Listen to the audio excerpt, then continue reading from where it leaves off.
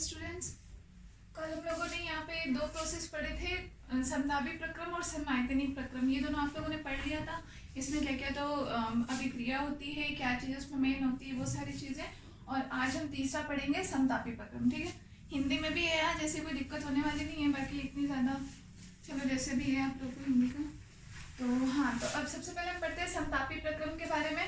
इस प्रक्रम में वैसे आप लोगों को नाम से जैसे कि पता चल गया होगा, इस पूरी प्रक्रम के दौरान जब इसमें ताप समान रहता है उसको हम समतापी प्रक्रम कहते हैं। ठीक है, तो इस प्रक्रम में dt बराबर 0, dt का मतलब समझते होंगे कि t में चेंज, ताप में जो परिवर्तन है वो 0 होगा। इसका मतलब क्या कह सकते हैं कि ताप हमारा नियत रहेगा।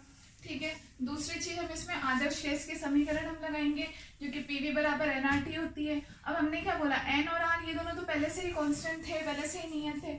r क्योंकि गैस नियतांक होता है, ये भी कांस्टेंट होता है। और अब इस प्रक्रम में हम क्या कह रहे हैं कि हमारा t भी नियत है, तो ये पूरी चीज क्या हो गई, हमारी पूरी की पूरी चीज कांस्टेंट हो गई। तो PV बराबर कांस्टेंट। इस नियम को हम बॉयल्स का नियम कहते हैं। बॉयल्स एक साइंटिस्ट थे, उन्होंने ये नियम बताया था कि P और V, या हम ये कह सकते हैं इसको कि P जो होता है V के व्युत्क्रमानुपाती होता है, मतलब दाब जो होता है वो आयतन के व्युत्क्रमानुपाती होता है। किसमें, किसी समतापी प्रक्रम में। जब हम किसी भी प्रक्रम का अगर हम ताप पूरा समान रखते हैं पूरी प्रक्रिया के दौरान, तो उसका जो दाब होता है वो उसके आयतन के व्युत्क्रमानुपाती होता है। मतलब अगर स्टार्टिंग में जैसे अगर हम वॉल्यूम उसका ज्यादा रखेंगे, आयतन ज्यादा रखेंगे, तो उसका जो दाब है वो कम हो जाएगा। और अगर हम आयतन जैसे जैसे कम करते जाएंगे तो उसका जो प्रेशर है, दाब है, वो बढ़ता जाएगा। ठीक है, तो इसी का ये ग्राफ होता है। अच्छा, इससे आप एक चीज और बता सकते हो, यहाँ से मान लो कोई भी दो प्रक्रम अगर मुझे दे दिए, उन दोनों में तुलना करने के लिए कहा, दाब में और आयतन में, तो उन दोनों में संबंध में क्या होता है कि P1 V1 जैसे पहला कोई प्रक्रम है उसका दाब और आयतन और बराबर P2 V2 बराबर कांस्टेंट। कांस्टेंट कुछ भी वैल्यू मान लो, मैं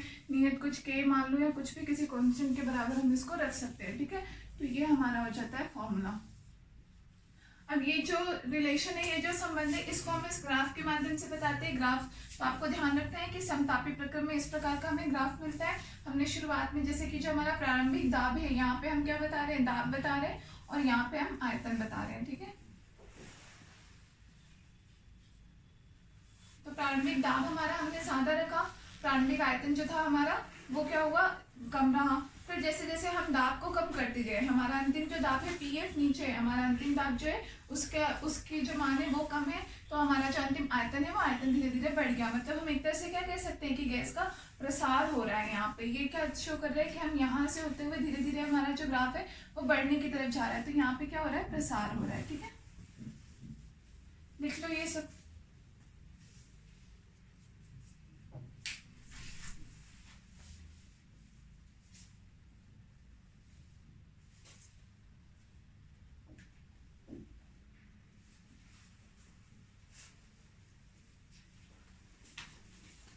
उतार लिया।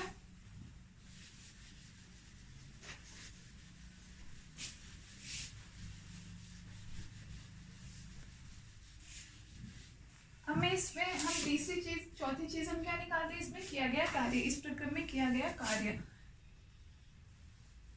मैं ये बोलूं कि समतापी प्रक्रम में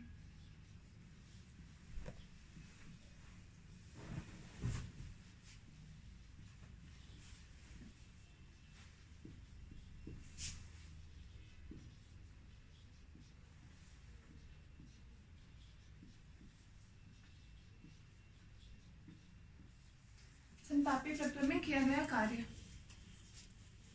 लिख नहीं रहा क्या आप लोग को, थोड़ा नीचे लिखो ना इसको।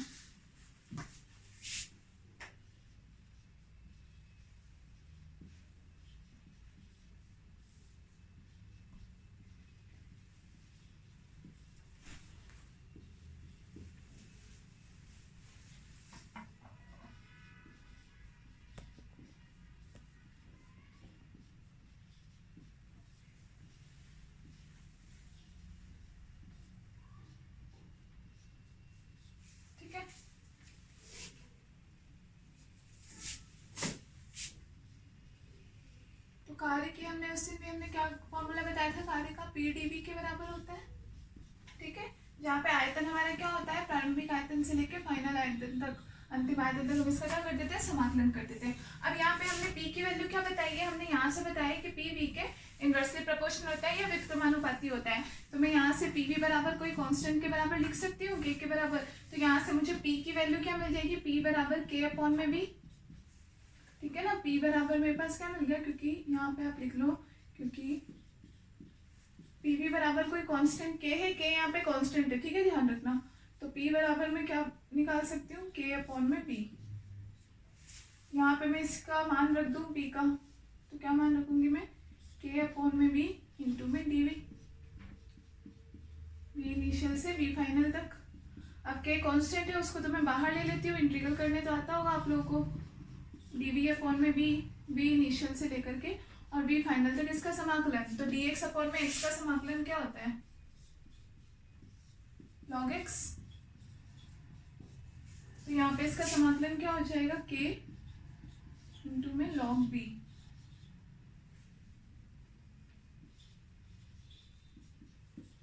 जिसकी सीमा कहाँ से कहाँ तक, बाउंड्रीज V इनिशियल से V फाइनल तक। तो आप इसको बराबर में क्या लिख सकते हो, K log V final minus V initial, ये लिख सकते हो आप। अब log m माइनस n को हम क्या लिखते हैं, log m minus log n बराबर किसके बराबर होता है, log m अपॉन n के बराबर होता है, ठीक है। तो यहाँ से मैं इसको क्या लिख सकती हूँ,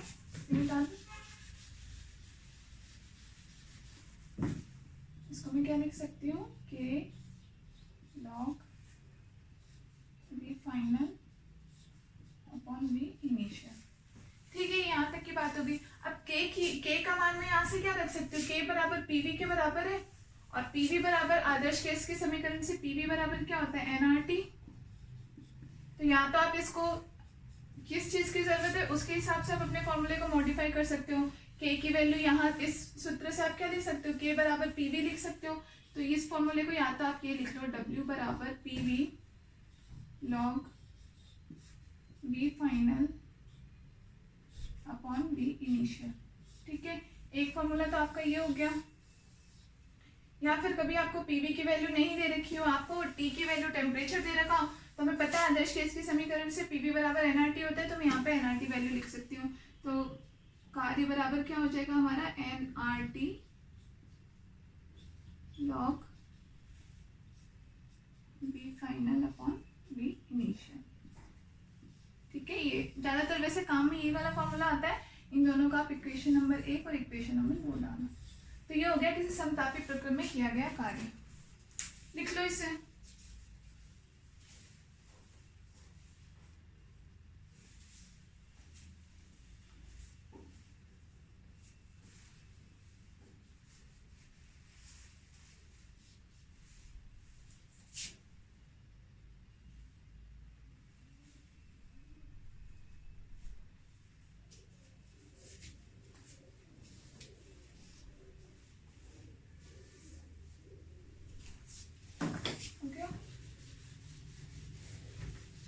अब हम अगला प्रक्रम कौन सा पढ़ा था हमने, रुद्धोष्म।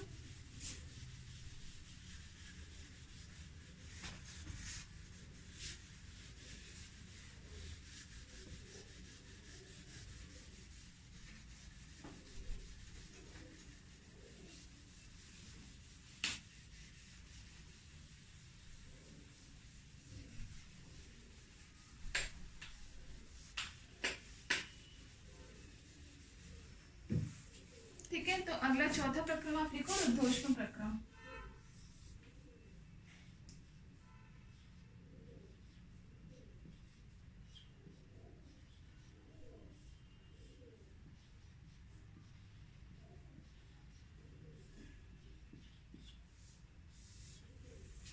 रुद्धोष्म प्रक्रम।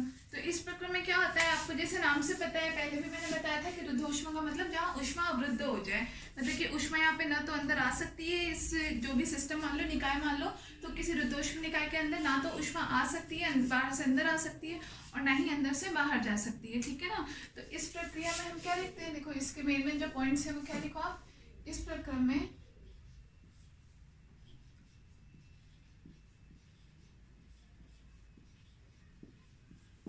ऊष्मा में परिवर्तन,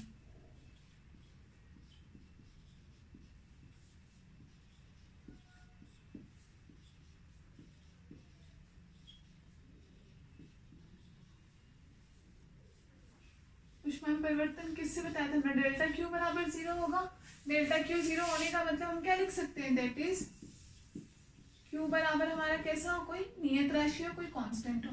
अब कांस्टेंट की हिंदी तो मत पूछना, नियत इतना तो आप लोगों को भी आता ही होगा।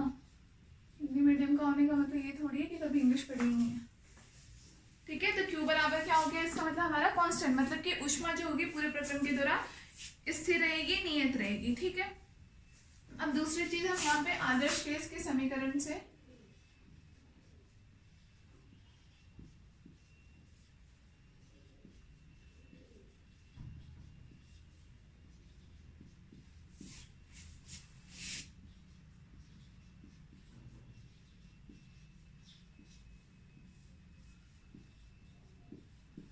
यहाँ पे देखो आपको क्या होता है, यहाँ पे मेनली तीन टाइप की हमें इक्वेशन मिलती है।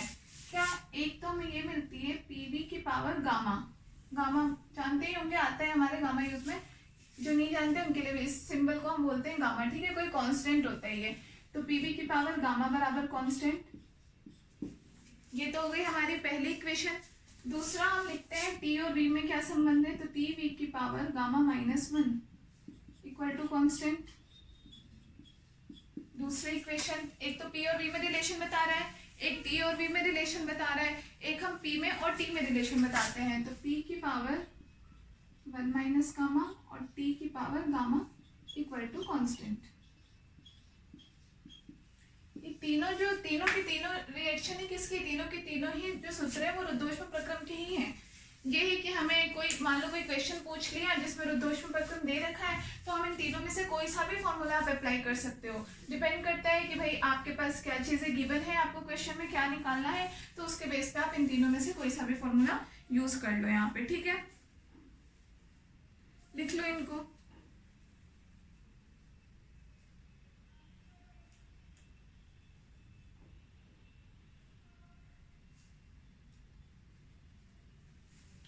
अब यहाँ पे इसका मतलब हमारे यहाँ पे मतलब क्या निकला कि डेल्टा क्यू बराबर हमने यहाँ पे 0 बोला है, मतलब कि किसी रुद्धोष्म प्रक्रम में ऊष्मा का किसी प्रकार का प्रवाह जो है वो नहीं होता है, ठीक है। आप चाहो तो इस लाइन को लिख भी सकते हो कि अर्थात हम ये कह सकते हैं कि किसी भी रुद्धोष्म प्रक्रम में ऊष्मा का प्रवाह 0 होता है या ऊष्मा का प्रवाह नहीं होता है। इसका मतलब डेल्टा क्यू बराबर 0 होता है, ठीक है।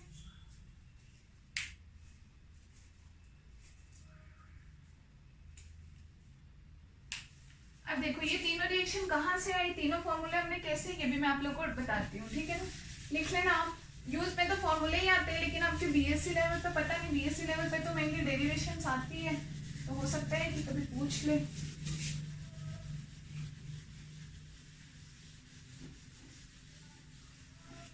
देखो सबसे पहले कल हमने ऊष्मागतिकी का प्रथम नियम पढ़ा था, तो आप लिखो ये डेरिवेशन है। अभी जो तीनों सूत्र लिखे थे वो कहाँ से आए थे, उनका अपन गणितीय विश्लेषण कर रहे हैं और उसकी डेरिवेशन कर रहे हैं अपन, ठीक है ना।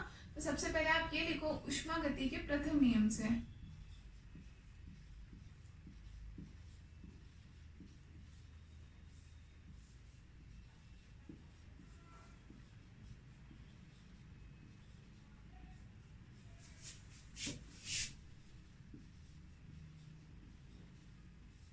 प्रथम नियम से क्या बताया था, फर्स्ट तो हमने ये पढ़ा था, वहां से हमने ऊष्मा की क्या वैल्यू निकाली थी, डेल्टा क्यू बराबर निकाला D U plus del W के बराबर था। ऊष्मा बराबर आंतरिक ऊर्जा और प्लस किए गए कार्य के बराबर था, ठीक है। यहाँ क्योंकि हम क्या पढ़ रहे हैं, चूंकि हमने क्या पढ़ रहे हैं अभी रुद्धोष्म प्रक्रम, तो रुद्धोष्म प्रक्रम में हमने क्या पढ़ा,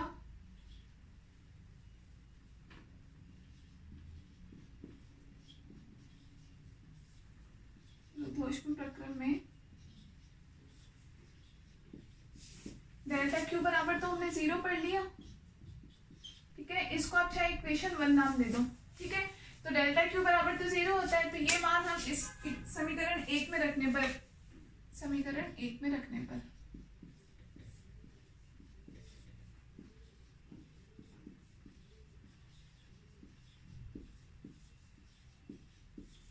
डेल्टा क्यू की वैल्यू 0 बराबर D U plus del W.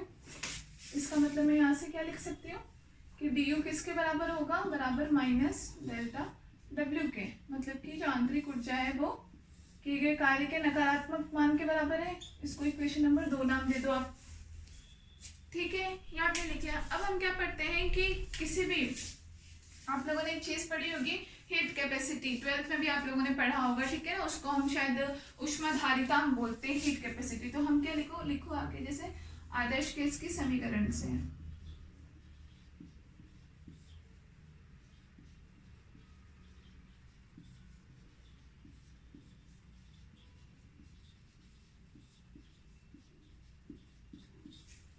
ठीक है, आदर्श केस की समीकरण से जैसे हम सीवी जो ऊष्माधारिता होता है उसको दो होता है ऊष्माधारिता, एक तो सीवी भी होती है और सीपी भी होती है। ठीक है, सीवी तो हम बोलते हैं नियत आयतन, जब आयतन नियत हो तब, और सीपी क्या होती है, नियत दाब पर होती है। चीजें दोनों एक होती है, लेकिन एक पे हम आयतन नियत रखते हैं, एक पे हम दाब नियत रखते हैं। ठीक है, तो यहाँ जैसे मान लो मैंने नियत आयतन की बात की, सीवी बराबर इसका जो फॉर्मूला होता है वो होता है du/dt। ठीक है, ऊष्माधारिता का ये फॉर्मूला होता है कि सीबी बराबर du/dt होता है। तो यहाँ से मुझे इस फॉर्मूले के लिए किसकी जरूरत है, du की। तो यहाँ से मैं du की वैल्यू निकाल सकती हूँ। du बराबर क्या निकाल सकते हैं, cv इंटू dt के बराबर है। ठीक है, ये तो हमने du की वैल्यू निकाली। अब दूसरी चीज हमने जैसे अभी भी किया गया कार्य, इससे पहले हमने जैसे निकाला था, तो कार्य का हमने क्या फॉर्मूला बताया, w बराबर p इंटू dv के बराबर बताया। तो ये हमारे पास किसके w की वैल्यू मिल गई हमें। ठीक है ना, या इसको हम डेल्टा w भी लिख सकते हैं, क्योंकि यहाँ पे dv है तो मैं इसको डेल्टा w लिख सकती हूँ, किया गया कार्य बराबर। ठीक है, तो ये दोनों मुझे du की वैल्यू मिल गई, डेल्टा w की। तो इन दोनों वैल्यू को मैं किसमें, समीकरण 2 में रखती हूँ। तो समीकरण 2 से, समीकरण 2 में रखने पर कुछ भी लिख लो,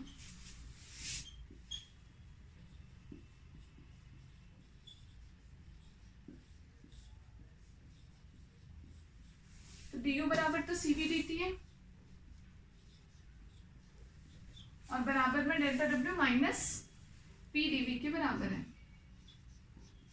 ठीक है, अब हम इस समीकरण को थोड़ा सा और क्या करेंगे, सही फॉर्म में अरेंज करेंगे।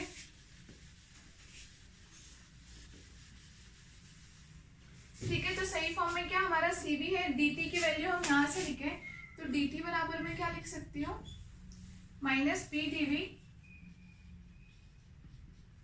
और अपॉन में cv। cv को मैं इधर लेकर के चली गई। ठीक है, इस फॉर्मूले के रूप में मैंने लिख दिया। अब देखो आप यहाँ पे, जैसे कि अब हम लिखते हैं आदर्श केस की समीकरण से,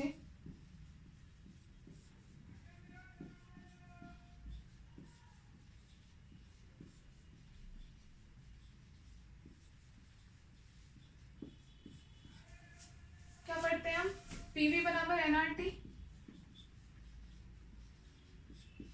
अब मैंने यहाँ से क्या वैल्यू निकाली, P की वैल्यू मुझे चाहिए यहाँ से, तो P बराबर में क्या लिख सकती हूँ, nRT अपॉन में भी,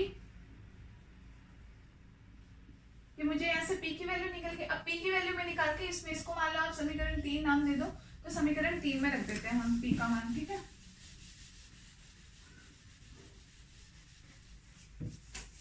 तो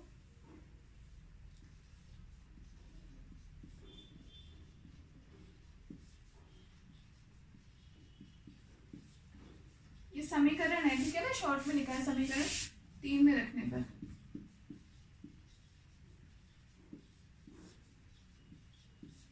क्या मिल जाएगा हमें, dt बराबर 1/cv, पहले लिख लो आप, माइनस हमारे पास है ही, p का क्या मान आया है यहाँ से, nRT अपॉन में b, और इंटू में ये dv है ही। ठीक है, इसको हम थोड़ा और व्यवस्थित कर देते हैं क्या। अब यहाँ से nRT, ये पूरा क्या है, कांस्टेंट ले लिया मैंने, nRT, क्योंकि t ये समतापी प्रक्रम है तो t भी कांस्टेंट है, और अपॉन में cv, और यहाँ हमने क्या लिख दिया, dv अपॉन में v। ठीक है, nRT cv dv अपॉन में v। अब हम क्या करते हैं, दोनों तरफ हम, यहाँ पे क्या है हमारा dt है, दोनों तरफ हम समाकलन कर देते हैं, इंटीग्रल कर दिया मैंने।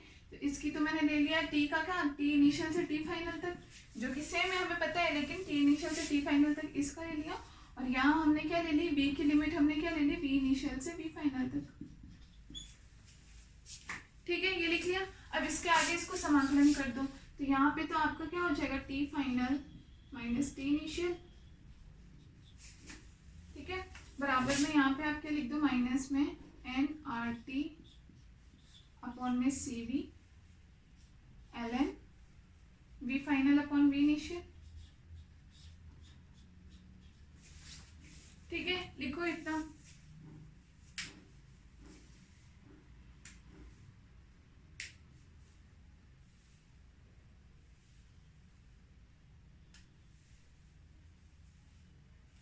एक सेकेंड यहाँ पे एक मिस्टेक, ये टी है, टी को भी हम इधर लेके जाते हैं ना, डी टी अपॉन में टी कर लो इसको, ये क्या हो जाएगा ln T final minus T initial, या इसको आप क्या लिख सकते हो ln T final upon T initial, और यहाँ से आपका एक टी हटा दो। ठीक है, ये फॉर्मूला हो गया। अब इसके आगे हम क्या करते हैं, मुझे यहाँ पे n जो है, n की वैल्यू तो क्या होती है, कुछ फिक्स वैल्यू जो भी होगी कणों की संख्या या तो आपको दे रखी होगी, नहीं तो आप n कण मान लो, चाहे आप इस n को यहाँ से हटा भी दो, उससे भी कोई फर्क नहीं पड़ता, क्योंकि वो जो नंबर ऑफ पार्टिकल है वो होंगे। तो हमें यहाँ से मेन किसका मान चाहिए, मुझे minus R upon C V, इसका मुझे मान चाहिए। ठीक है, तो इसके मान के लिए क्या होता है, एक समीकरण होती है सीपी, अभी जो मैंने दो ऊष्माधारिता आपको बताई, एक तो होता है नियत ताप पर और एक नियत आयतन पर, सीपी और सीबी, उन दोनों में एक संबंध होता है। नियत दाब पर जो ऊष्माधारिता होती है वो नियत आयतन पर ऊष्माधारिता से थोड़ी ज्यादा होती है। तो सीपी बराबर क्या होता है, अब ये कहाँ से आता है, इसका भी है डेरिवेशन, तो लेकिन वो मैं आपके यूज का नहीं है तो इसलिए मैं करवाऊंगी नहीं, और डायरेक्टली ये रिलेशन याद रख सकते हो कि सीपी बराबर सीबी प्लस आर होता है। चूंकि ऐसा होता ही है तो आप इसको बस याद रखो, सीपी बराबर सीबी अपॉन आर होता है, एंड सीपी अपॉन सीबी बराबर गामा के बराबर होता है। अभी जो हमने गामा पढ़ा था उसका मान होता है ये। ठीक है, ये दोनों समीकरण, ये दोनों जो संबंध है ये आपको याद ही रखने हैं कि ऐसा होता ही है। ठीक है ना, अब जैसे मान लो ये अभी थोड़ी देर बाद अपने यूज में आएगा, इसको हम लेते हैं, तो Cp बराबर Cv प्लस आर है, मुझे यहाँ पे किसकी वैल्यू चाहिए, आर अपॉन Cv की वैल्यू चाहिए। तो मैं क्या करती हूँ, समीकरण को दोनों तरफ Cv से भाग दे देती हूँ मैं, तो Cv से भाग देने पर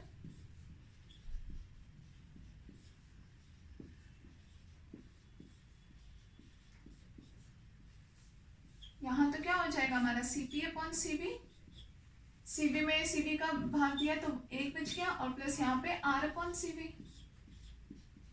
ठीक है ना, मुझे तो यहाँ से आर अपॉन सीवी का मान चाहिए, तो यहाँ से आर अपॉन सीवी बराबर क्या हो जाएगा,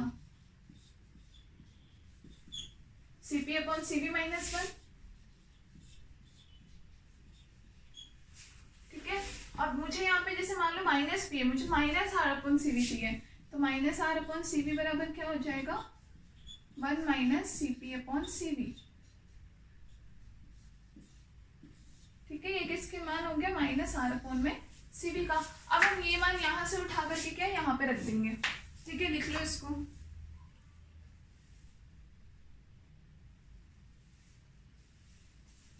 अब यहाँ Cp अपॉन Cv हमने यहाँ पे ये रिलेशन बताया, Cp अपॉन Cv किसके बराबर है, गामा के बराबर है, तो हम इसका मान यहाँ पे ये लिख सकते हैं कि माइनस आर अपॉन में Cv बराबर क्या हो जाएगा, वन माइनस गामा के, क्योंकि वो तीनों इक्वेशन में गामा आ रहा था ना, नई चीज आई थी गामा, तो वो गामा यहाँ से आया था, हमने यहाँ पे रिलेशन यूज किया, तो अब तीनों में लास्ट में हमारे पास क्या बचेगा, गामा बचेगा। ठीक है,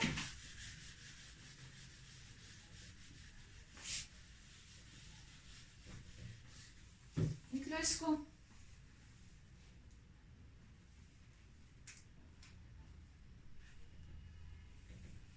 अब यहाँ से मैं इस तरफ कर देती हूँ।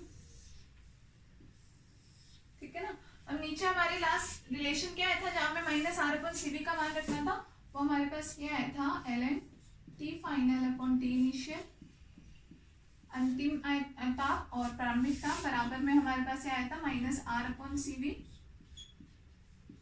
ln यहाँ पे आ रहा था हमारा V final upon V initial.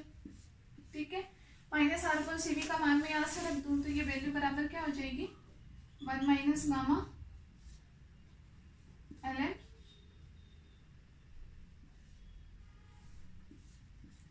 We final upon V initial. ठीक है, तो आपको पता है लॉग की एक प्रॉपर्टी होती है, लॉग की प्रॉपर्टीज तो आप लोगों ने पढ़ी होगी, क्या होता है N log M,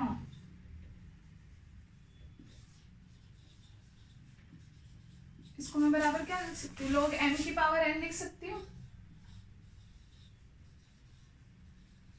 log M की पावर एन इसे हम लिखते हैं। ठीक है, लॉग की प्रॉपर्टी, तो यहाँ भी ये पूरी वैल्यू किसकी जैसे मान सकते हो आप, एन मान सकते हो, लॉग और एन है, तो इसको हम इसकी पावर के रूप में लिख देते हैं, तो ln V final upon V initial, और पावर में क्या चला जाएगा, ये वन माइनस गामा। ठीक है, और यहाँ से हमारा किसके बराबर है, L N T final upon में टी इनिशियल। ठीक है, लॉग से इधर मैंने लॉग कैंसिल कर दिया।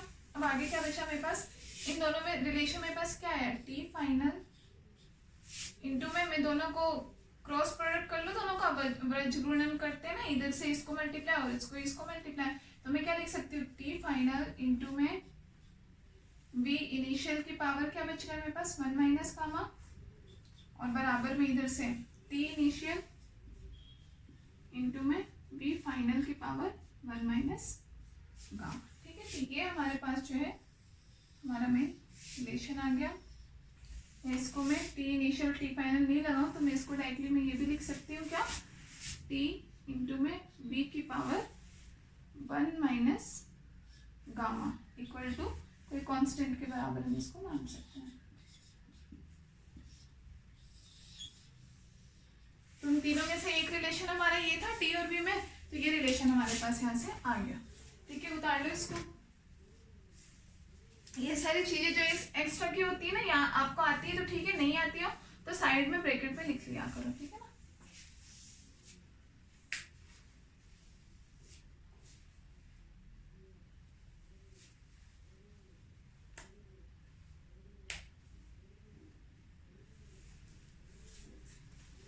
अब देखो एक समीकरण तो हमारे पास आ गई है, अब बाकी और भी 2 समीकरण भी थी।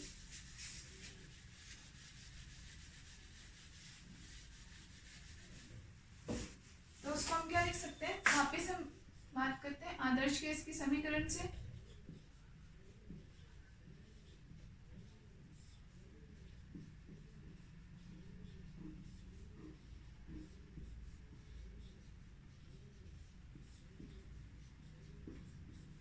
ठीक है, अब यहाँ पे क्या है, टी और वी दो चीजें हैं। अब मान लो मैं एक बार टी का मान में निकाल के यहाँ पे रखूं, तो पीवी बराबर क्या होता है, एनआरटी।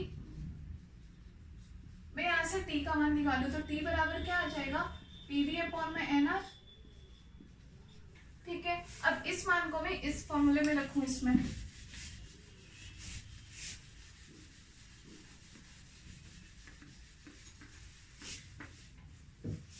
तो यहाँ पे टी का मान में रखूं पीवी अपॉन में एनआर इंटू में क्या है, वी की पावर 1 माइनस गामा, ये है इक्वल टू कांस्टेंट। और आपको पता है यहाँ पे एन भी कांस्टेंट है, आर भी कांस्टेंट है, तो इसको हम इधर मल्टीप्लाई कर देते हैं, ये खुद भी कांस्टेंट वैल्यू है, पूरा क्या हो जाएगा कांस्टेंट। यहाँ हमारे पास क्या बच जाएगा, पी वी इंटू वी की power 1 minus gamma equal to constant. अब यहाँ पे एक तो v की पावर 1 है और v की घात क्या है, 1 माइनस गामा है। तो आपने ये मैथ में पढ़ा होगा छोटी क्लासेस में कि जब आधार समान होते हैं तो उनकी घातें क्या हो जाती है, घातों का दोनों घातें जो होती है वो क्या हो जाती है, गुणा हो जाती है। आधार समान हो तो घातें सॉरी गुणा के जुड़ जाती है।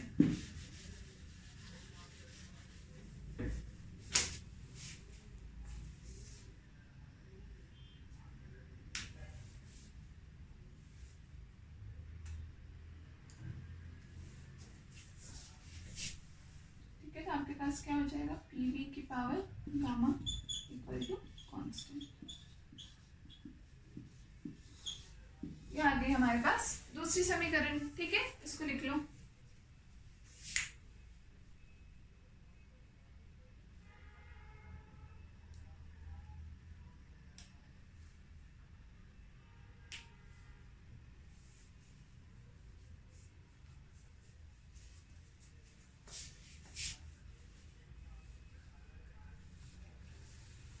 अब ये तो अपने पास दूसरी समीकरण आई, अब तीसरी एक और भी थी, लिख लिया, इसको मिटा दो।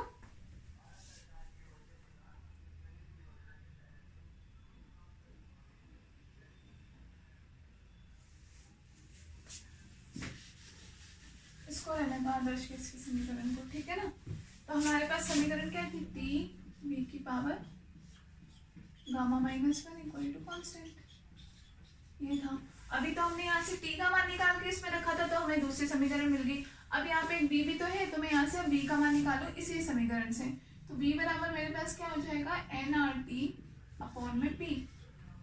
ठीक है, ये मान हो गया, तो इसको मैंने यहाँ पे रखा तो मेरे को क्या मिल गया, टी इंटू में NRT अपॉन में P इसकी power gamma -1 equal to constant.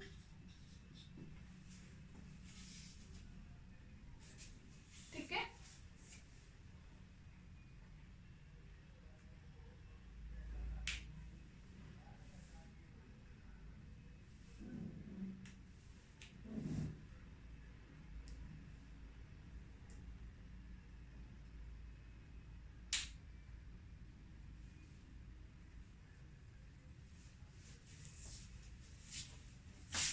अब इसको आगे क्या करेंगे हम T।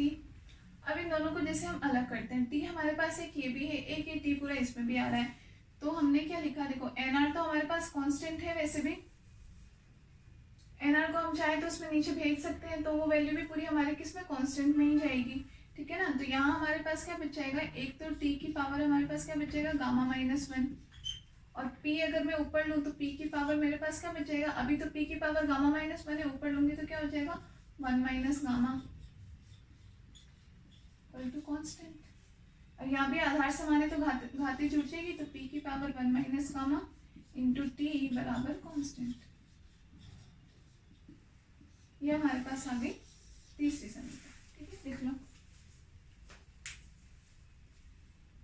सॉरी यहाँ गामा तो बचेगा ना, गामा और लिख लेना। ठीक है, ये बराबर कांस्टेंट। तो ऐसे हमारे पास किसकी, हमारे रुद्धोष्म प्रक्रम की समीकरण। आपको मैंने वो तीनों जो लास्ट में निकाली वही याद रखनी है, लेकिन हाँ तरीका आपको पता होना चाहिए, कभी यूज में आ भी जाता है इसलिए। ठीक है ना, कभी भूल जाए डेरिवेशन करने को तो।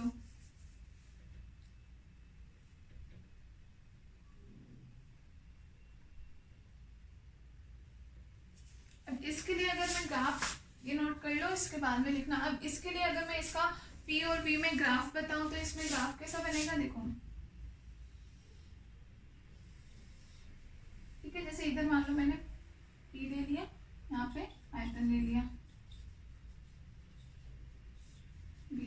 अब हमने यहाँ पे क्या बोला है, क्योंकि ये समतापी है तो ताप जो होगा पूरे प्रक्रम के दौरान ताप तो हमारा समान रहना चाहिए। ठीक है ना, तो समान ताप के लिए इसका मतलब हम ये बोलेंगे कि जैसे मान लो V इनिशियल वॉल्यूम, जैसे मैंने कुछ ये ले लिया V इनिशियल, ठीक है, और फाइनल वॉल्यूम मैंने कुछ ले लिया, मान लो V फाइनल।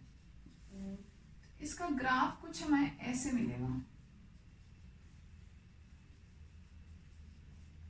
ठीक है ना, इसको ऐसे ये मिलेगा। अब मैं ये दाब जो है, दाब इनके हिसाब से चेंज होता जाएगा दाब। ठीक है ना, तो अब हमें क्या पता चल रहा है, इन दोनों, ये जो दो हमारे पास, ये जो एक प्रोसेस, दो अलग अलग प्रोसेस को शो कर रहा है। एक प्रोसेस का मतलब ये जो पूरा प्रक्रम होगा, इस पूरे प्रक्रम के दौरान ताप समान होना चाहिए। मैं मान लो कि इस दौरान टेम्परेचर मेरा T1 है और इस दौरान मेरा टेम्परेचर T2 है, तो ये अलग अलग ताप पे समतापी प्रक्रम को, ये जो लाइनें हैं, ये जो ग्राफ बन रहा है, ये शो करता है कि इस पूरे प्रक्रम के दौरान हमारा ताप कैसा रहेगा, समान रहेगा। अब बात आती है कि ये कार्य की इसमें हम कार्य को कैसे परिभाषित कर सकते हैं, तो ये देखो दूसरे से बताती हूँ तो आप लोग का हाईलाइट होगा। ये जैसे एक प्रक्रम हो गया, मान लिया हम थोड़ा सा भाग लेकर के बता रहे हैं, और ये हमारा दूसरा प्रक्रम हो गया। ठीक है ना, तो इन दोनों प्रक्रम के बीच में ये हमारा किया गया कार्य हो गया। ठीक है ना, कि वो लाइन जो कि दोनों प्रक्रम को जोड़ती है, ये हमारा किया गया कार्य। या हम इसको ये बोल सकते हैं कि यहाँ पे P प्रोपोर्शनल टू 1/V होगा। जैसे P यहाँ पे जैसे जैसे क्या है, P यहाँ पे जैसे जैसे कम होता जा रहा है, जबकि V यहाँ पे बढ़ता जा रहा है। ठीक है ना, तो ये P प्रोपोर्शनल टू 1/V को भी शो कर रहा है और हमारे कार्य को भी शो कर रहा है। ठीक है, तो ये बता दें।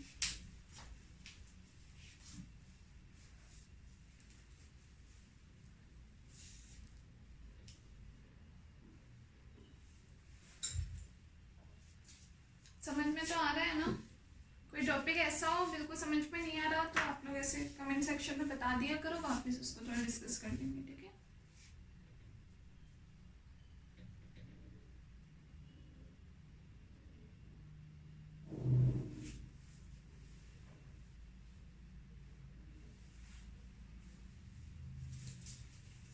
अब देखो इसमें हम अगला क्या पढ़ेंगे।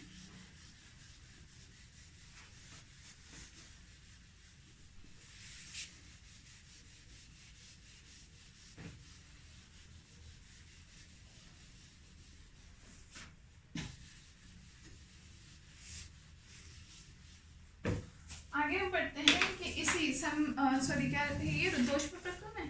हाँ, रुद्धोष्म प्रक्रम के, इस रुद्धोष्म प्रक्रम में किया गया कार्य। कार्य हम क्या बताएंगे, ठीक है। तो लिखो आगे किया गया कार्य।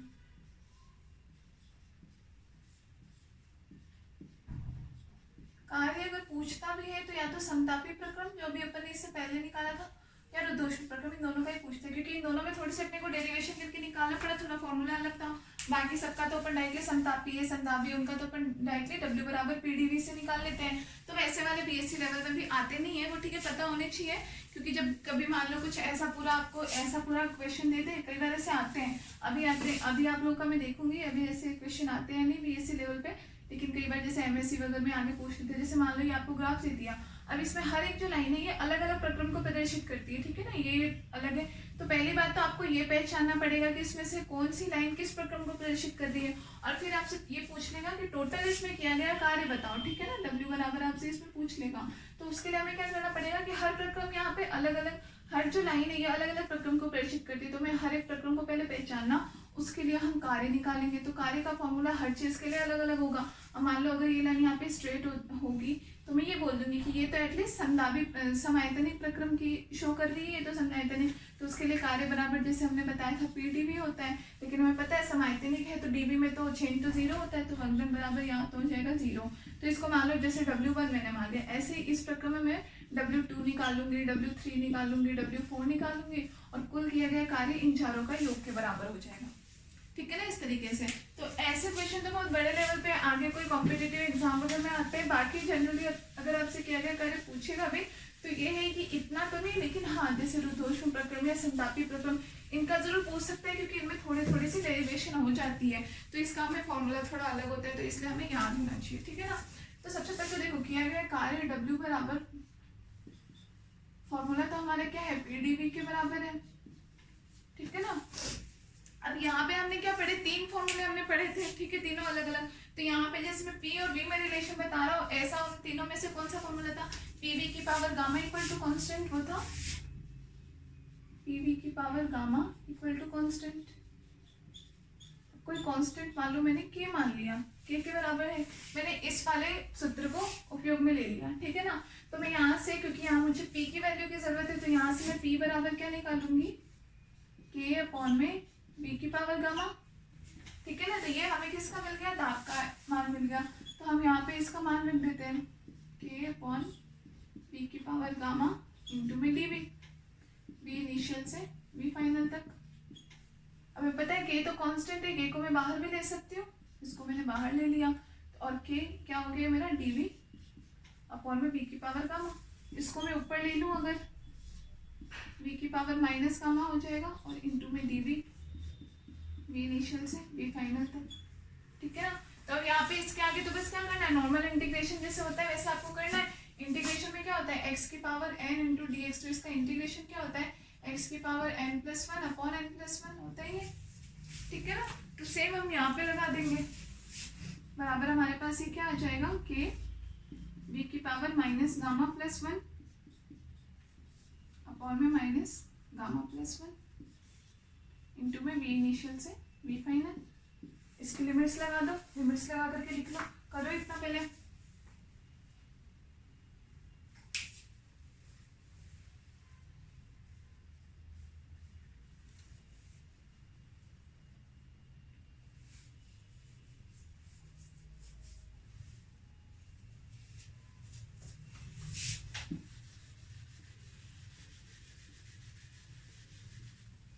देखो यहाँ करते हैं,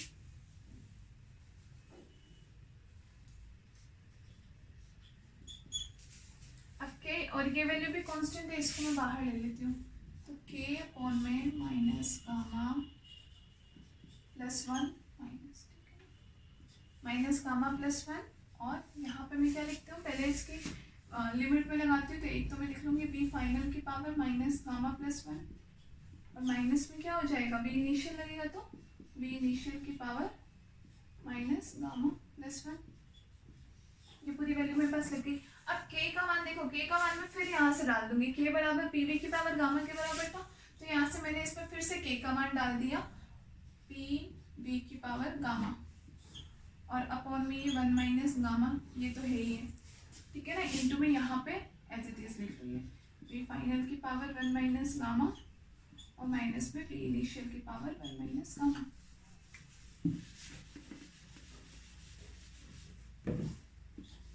ठीक है, लिख लिया आपने। अब इसको मैं पी वी की पावर गामा जो है इसको मैं अंदर ले लेती हूँ इसके साथ में, ठीक है ना।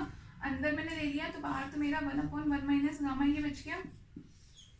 यहाँ पे मेरे पास अंदर, अब मान लो मैं फाइनल वॉल्यूम के लिए ले रही हूँ तो मैं इसको बी फाइनल मान लूंगी, इनिशियल वॉल्यूम के साथ लूंगी तो मैं इसको कैसे मान लूंगी, क्योंकि ये तो कांस्टेंट के बराबर है तो हम इसको कुछ भी मान सकते हैं। तो अंदर देखो क्या हो जाएगा, ये पी फाइनल बी फाइनल और इनटू में ये इसकी पावर गामा, ये तो मैंने इसको लिखा है, और इनटू में ये तो एज इट इज है ही बी फाइनल की पावर 1 माइनस गामा, माइनस ऐसे ही इसके साथ मैंने लिया तो मैंने इसको क्या लिख दिया, पी इनिशियल बी इनिशियल की पावर गामा, और अंदर इनटू में ये क्या है, बी इनिशियल की पावर 1 माइनस गामा। ठीक है, ये पूरा लिख लिया। तो आधार समाने तो गाते यहाँ पे जुड़ जाएंगी, तो बराबर हमारे पास क्या बच जाएगा, 1 माइनस गामा इनटू में यहाँ पे हमारे पास बच जाएगा P final gamma gamma cancel into में बी फाइनल गामा और माइनस गामा 0 हो गया, इनटू में यहाँ से पी इनिशियल और बी इनिशियल इस रूप में। तो ये हमारे पास एक तरह से किया गया कार्य इसके बराबर हो गया, W बराबर पी फाइनल बी फाइनल और minus P initial B initial into में 1/1 माइनस गामा। ठीक है, या फिर दूसरा, क्योंकि हमें पता है आदर्श केस की समीकरण से, यहाँ पे मैं आगे का लिख देती हूँ, बी बराबर एनआरटी होता ही है, आपको पता ही है। यहाँ से पी फाइनल बी फाइनल है, इसकी जगह में एनआर तो कांस्टेंट हो जाएगा, टी फाइनल इसको लिख सकती हूँ, टी फाइनल है टी इनिशियल, तो मैं यहाँ इसकी वैल्यू डाल देती हूँ। तो W बराबर क्या हो जाएगा, 1/1 माइनस गामा, मैंने ले लिया एनआरटी फाइनल माइनस, क्योंकि पीवी बराबर है एनआरटी के, तो यहाँ पी फाइनल बी फाइनल है तो उसकी जगह मैंने लिख दिया एनआरटी फाइनल, और पी इनिशियल बी इनिशियल की जगह मैंने क्या लिख दिया, एनआरटी इनिशियल। ठीक है, यहाँ से एनआर दोनों में कांस्टेंट है, बाहर लेते हैं, तो NR/1 minus gamma T final minus T initial, ये हो गया हमारे पास किया गया कार्य। ये दोनों जो फॉर्मूले हैं दोनों ही एज वेल एज दोनों ही इंपॉर्टेंट है, ऐसा नहीं है कि कोई एक ही याद रखना है, दोनों याद रखना है, बस डिपेंड करता है क्वेश्चन में क्या दिया हुआ है। टेम्परेचर दिया हो तो ये यूज में ले लो, प्रेशर दिया हो तो ये यूज में ले लो, और वैसे भी ये याद कर लो तो यहाँ से आप अपने आप ही इसको कन्वर्ट करके तो निकाल ही सकते हो। ठीक है ना, तो ये लिख लो।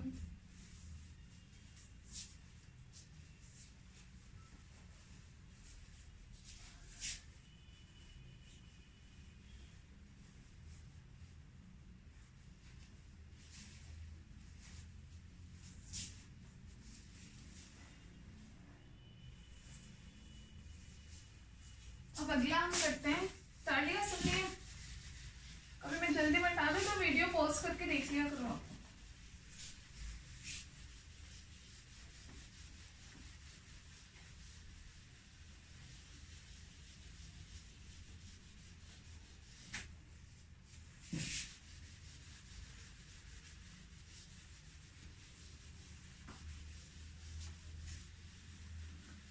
हमारे कौन कौन से प्रक्रम पढ़ लिया हमने, संतापी पढ़ लिया, संदापी पढ़ लिया, समायतनिक पढ़ लिया, रुद्धोष्म पढ़ लिया। ठीक है ना, अब 5वां नंबर पे हमारा एक और प्रक्रम होता है चक्रीय प्रक्रम या साइक्लिक प्रोसेस।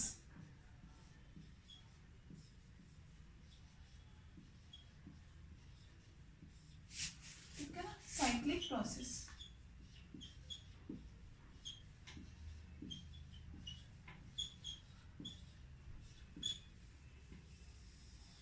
साइक्लिक प्रोसेस, वैसे आप लोग को इनके नाम से पता होगा। साइकिल हम किसको कहते हैं, एक पूरे के पूरे चक्कर को हम बोलते हैं एक साइकिल के बराबर होता है ये। ठीक है ना, एक साइकिल हम बोल देते हैं इसको। तो चक्रीय प्रक्रम क्या होता है, इसकी डेफिनेशन लिखो। हम इसको क्या लिख सकते हैं, कई प्रक्रमों का समूह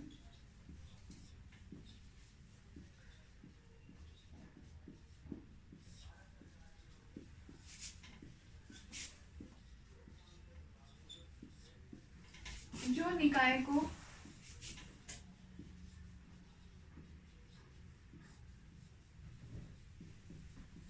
उसी स्थान पर छोड़ता है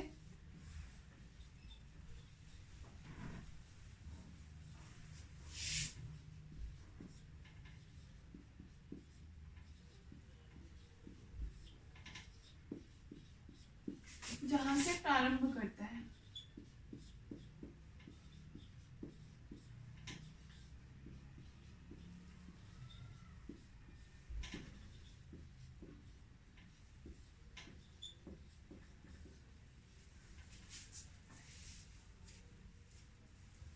ठीक है, तो चक्रीय प्रक्रम जैसे वह प्रक्रमों का, बहुत सारे प्रक्रमों का वो समूह होता है जो उसी स्थान पर निकाय को छोड़ता है जहाँ से प्रारंभ करता है। मतलब बहुत सारे अलग अलग प्रोसेस होते हैं, वो सारे मिल करके एक साइक्लिक प्रोसेस बना लेते हैं। इसके आगे जो आप नेक्स्ट टॉपिक पढ़ोगे ऊष्मा इंजन, वो भी एक चक्रीय प्रक्रम है। तो वहां जाके आपको पूरी एक चीज समझ में आ गई क्या होता है कि जैसे जहां से हमारा इंजन जो होता है वो काम करना शुरू करता है, जैसे उसने पहले फ्यूल लिया, फिर उसने काम किया, उसके बाद में जो एक्स्ट्रा हीट बची उसको दे दिया और वापस अपनी पुनः उसी अवस्था में आ जाता है। तो कई सारे प्रक्रम किए लेकिन वापस पहले वाली अवस्था में आ जाता है, या फिर हम बोल सकते हैं निकाय को वहीं छोड़ेगा जहां से प्रारंभ करता है। तो इसको हम क्या बोलते हैं, चक्रीय प्रक्रम। ठीक है, इसका ग्राफ इसका कुछ इस तरीके का होता है, पीवी ग्राफ आप बना लो। ठीक है, मान लो ये ए प्रोसेस मान लिया और बी। तो ये जिस प्रोसेस, ये इसका बस सिंपल सा ही होता है इसका ग्राफ। ठीक है, बस इसमें ये शो कर रहा है कि ए से बी जिस प्रोसेस से गया था बिल्कुल उसी तरीके से बी से ए में जाएगा, लेकिन बिल्कुल रिवर्स में जाएगा। और इसने ए से शुरू किया था तो खत्म भी ए पर ही करेगा। ये इस ग्राफ से हमें प्रदर्शित होता है। ठीक है, बता लो।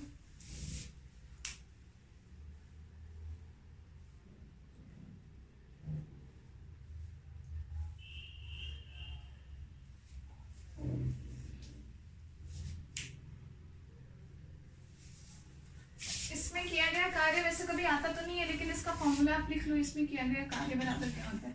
देखो, इसमें जैसे कि मैं एरिया इसका बनाऊं, ठीक है, एक एरिया तो ये बी ए कर्व का हो गया, ये तो इस बी ए कर्व का एरिया है, और ए बी कर्व का एरिया वो क्या हो जाएगा, कुछ ऐसा, पूरी ए बी को ही अपने अंदर लेगा। ठीक है ना, तो इसमें किया गया कार्य बराबर भी क्या होता है, एरिया हम लेते हैं ए बी कर्व और ये जो बी एक्सिस है इसके इतने एरिया के द्वारा किया गया कार्य, और माइनस में बी ए कर्व और इनटू में बी एक्सिस जो है इसके द्वारा किया गया कार्य। इसको लिख लेना आप। ठीक है ना, इसका कार्य बराबर ये होता है कि ये ए बी चक्र, ए बी प्रोसेस लिख लो या जो भी आप कह सकते हो, कि ए बी प्रोसेस के द्वारा, ए बी प्रोसेस और इनटू में बी एक्सिस के मध्य का क्षेत्रफल, और माइनस में बी ए प्रोसेस और बी एक्सिस जो है इसके मध्य का क्षेत्रफल। ये होता है चक्रीय प्रक्रम के द्वारा किया गया कार्य। और इसमें बीच में जो हम माइनस यूज में ले रहे हैं दोनों में, कि एक तो मैं ये ले रही हूँ कि ए बी कर्व जो है, या ए बी जो कर्व है ए बी कर्व, और इनटू में B axis A B curve, और इनटू में बी एक्सिस जो है इसके बीच का एरिया कितना है, इसका एरिया, और माइनस में कह रही हूँ एरिया किसका, बी ए कर्व और इनटू में बी एक्सिस, बी अक्ष। ठीक है ना, तो ये जो माइनस साइन जो है यहाँ पे माइनस, हम कार्य को माइनस नहीं कर रहे हैं, ये ऐसा नहीं है काम नेगेटिव आएगा, ये सिर्फ प्रोसेस को शो कर रहा है, डायरेक्शन को शो कर रहा है कि ए बी का डायरेक्शन ये है, और जबकि बी ए जो है इसके जस्ट उल्टी डायरेक्शन में, जस्ट अपोजिट डायरेक्शन में होने की वजह से हमने दोनों को क्या माइनस किया, तो यहाँ माइनस सिर्फ इनके डायरेक्शन को शो कर रहा है। ठीक है, तो ये आपके पांचों टाइप के प्रोसेस हो गए, उनके बीच किया गया कार्य हो गया, उनके ग्राफ हो गए, और जो भी चीजें थी उनमें ये सारी हमने निकाल ली। अब इसके बाद में हम पढ़ेंगे आपका नेक्स्ट टॉपिक, हम हीट इंजन शुरू करेंगे, भाप का इंजन।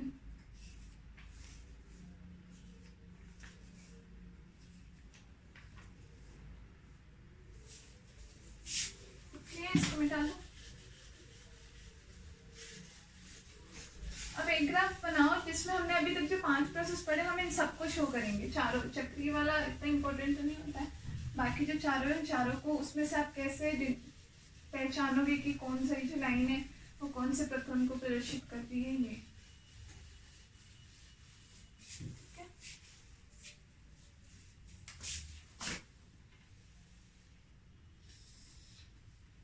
होगा ये पी और वी के मध्य में होगा ग्राफ। अब जैसे मान लो ये तो लाइन ही, इसको आप चाहो तो नोट देख के डाल देना इसको। ठीक है ना, तो आपको एक बार में पांचों प्रक्रम एक ही ग्राफ में आपको दिख जाएंगे। ठीक है, दो तो हो गए ये, और दो हो गए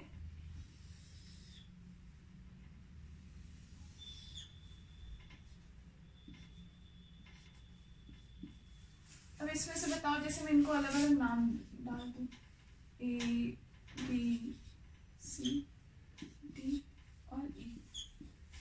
अब इसमें से कौन सी लाइन कौन से प्रकार के प्रक्रम को शो कर रही है, वो चीज बताओ।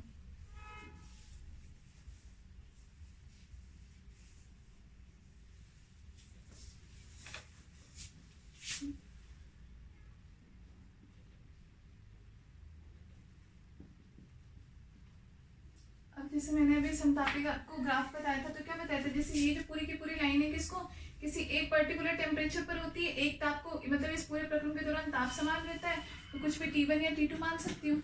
इसका मतलब ये जो हमारा ग्राफ है AC, ये तो किसको प्रदर्शित कर रहा है, समतापी प्रक्रम को। AC का मतलब यहाँ पे आप लिख लो समतापी, ठीक है। और उसके बाद में AC और AB के बीच में ये क्या है, जैसे ये दो तो मान लो समतापी कर्व आपको शो कर रहे हैं AC, और ये जो हमने लाइन आगे से लेकर के हमने यहाँ पे ये T1 टेम्परेचर पे, ये दोनों, तो इन दोनों के बीच में जो किया गया कार्य होता है वही तो हमने बताया था, वो क्या रुद्धोष्म प्रक्रम को प्रदर्शित करता है। तो इन दोनों के बीच में ये कौन सी लाइन आ रही है हमारी, इसको जैसे यहाँ से, ठीक है ना, तो इन दोनों के बीच में हमारे ये कौन सा आ रहा है, AD वाली लाइन आ रही है। इसका मतलब AD किसको प्रदर्शित कर रही है, रुद्धोष्म को। दो संतापी जो हमने चक्र बनाए थे, दो संतापी लाइनें जो होती है अलग अलग टेम्परेचर, उनके बीच में जो लाइन गुजरती है, इससे हमने किसको प्रदर्शित किया था, रुद्धोष्म को। तो हमारी AD लाइन शो कर रही है, AD रुद्धोष्म प्रक्रम।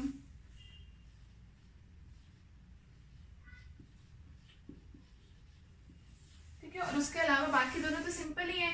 AE तो आपको दिख ही रहा है कि एक फिक्स्ड वॉल्यूम पर है, मतलब वॉल्यूम इसका कांस्टेंट है, तो ये कौन सा हो जाएगा, AE बराबर हमारा कौन सा है, समआयतनिक।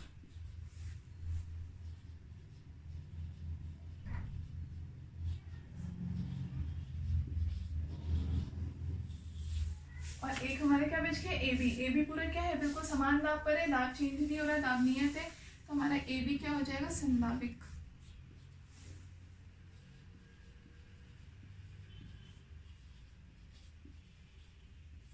संदाबी जो भी बोलते हैं, संदाबी बोलते हैं शायद, ठीक है ना। तो ये आप नोट दे करके लिख लेना, इसमें एक ही ग्राफ में आपको क्या है, अभी तक जो भी चारों प्रकार के प्रक्रम और ग्राफ आते भी इस तरीके से ही है।